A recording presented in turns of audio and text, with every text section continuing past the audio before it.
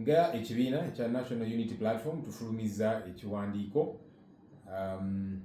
ekiwandiiko kino kyogera ku bizze bigenda maaso ku mitimbagano Bannayuganda nga boogera ku Paalamenti ya Uganda n'ebintu bingi bye bazze balaba ne information gye bazze bafuna ebigenda maaso wano ku Paalamenti. Ebimu ku ebyo nga mwalimu erinnya ly'omumyuka wa pulezidenti waffe Oweekitiibwa Mathias Mpuga era nga yali leader of opposition kakati kamisona wa Parliament era nga bingi ebimwogerwako nga bamulumiza bingi.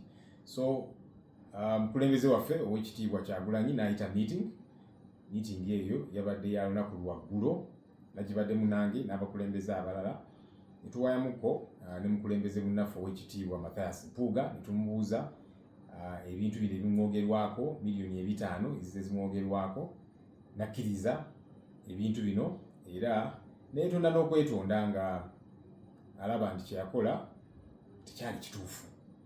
So n'asabirwa okulekulira ekifo ky'obwa kamisona. Mu kukola bino Oweekitiibwa Mpuga kulembeze munnaffe era nga kino si nti kakati tumukyaye nnyo oba ki naye tugamba nti tulina okulaga Bannayuganda ekkubo ettuufu. Tuzze twemulugunya nga Mwami Museveni baminisita be ono bamukutte mukubba wano mukola kino naki ate mu kifo ky'okulekulira abongera mayinja abongerayo.